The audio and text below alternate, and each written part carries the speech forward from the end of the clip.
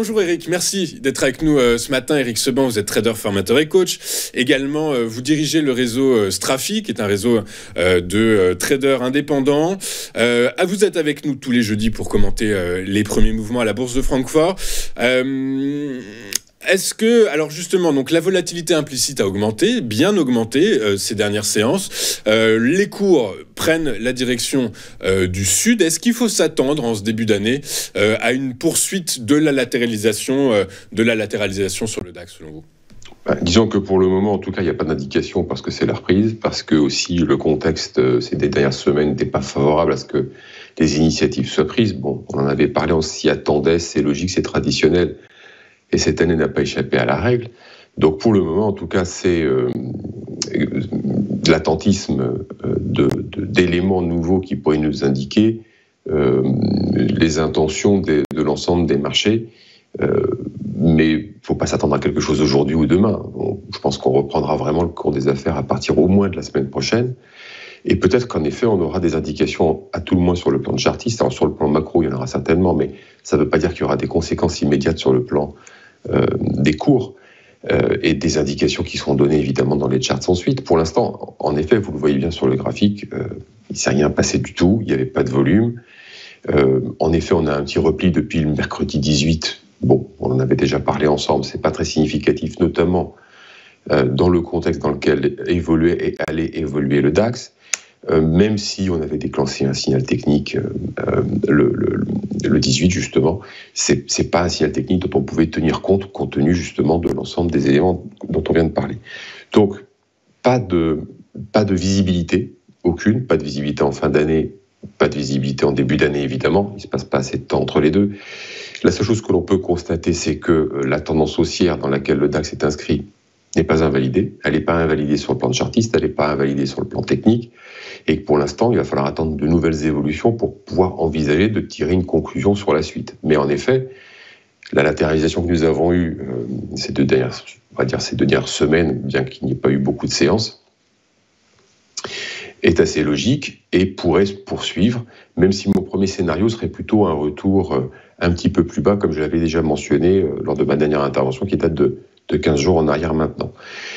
Mais sans conséquence, c'est-à-dire que le repli qu'on a eu, le déclenchement du signal technique, même si on avait un repli un peu plus marqué, on ne remettrait pas en cause pour autant la tendance haussière, et la raison pour laquelle on ne peut pas vraiment envisager une poursuite de la baisse, même si pour autant, j'envisage pas non plus une réinstallation de la hausse forte et puis de nouveau plus haut, même si c'est possible, pour l'instant c'est pas le plus probable.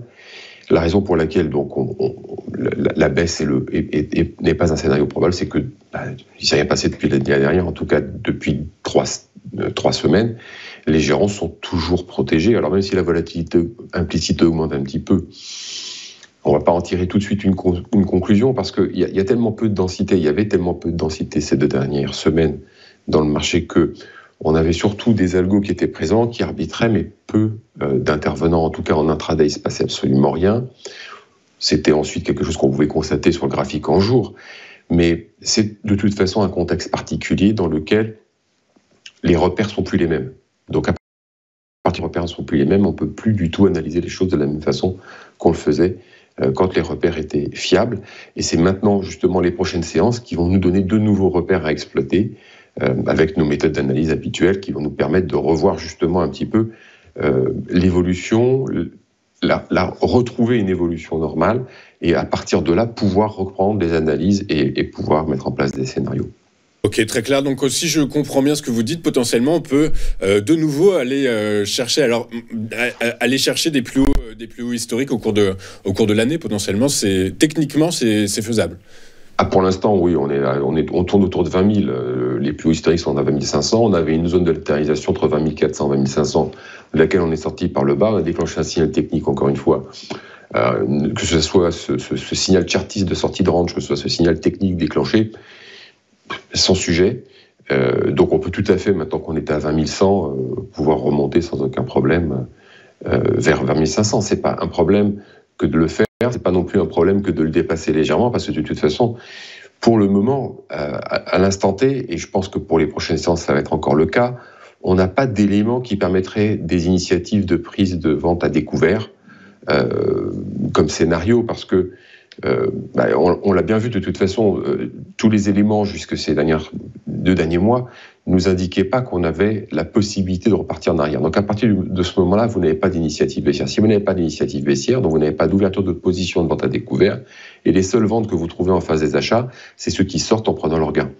Donc tout ça, ça peut encore continuer en attendant des éléments qui pourraient amener, alors qu'ils soient chartistes, peut-être chartiste et technique, peut-être macro, peut-être un ensemble de ces 3 facteurs qui pourraient amener justement la mise en place de scénarios de baisse, donc de vente à découvert, d'un retour de flux vendeurs. Et pour l'instant, il n'y a rien du tout, et on ne peut pas s'y attendre dans les prochains jours. Oui, non, effectivement. Peut-être que le prochain catalyseur, c'est la passation de pouvoir aux États-Unis le 20 janvier prochain. On verra un peu plus clair sur les velléités du programme économique de Donald Trump. Voilà. Peut-être que d'ici là, donc a priori, ce que vous nous dites, c'est qu'on va osciller. On va latéraliser. On va reprendre tout doucement. Voilà, tout doucement, sans éléments forts pour prendre des initiatives. Donc ça risque en effet d'être assez calme. C'est calme, comme ça l'est depuis déjà pas mal de séances, de toute façon. Ouais. Merci beaucoup, Éric, d'avoir été avec nous ce matin. Éric Seban, permettez-moi de vous présenter mes meilleurs vœux pour l'année 2025. Merci beaucoup. Et je vous donne rendez-vous la semaine prochaine. Je vous souhaite une bonne journée, Éric. Nous, de notre côté, on marque une courte page de publicité. On se retrouve juste après avec les Market Movers. Une fois n'est pas coutume, le jeudi, de Daniel Cohen de Lara. À tout de suite sur Téléfinance.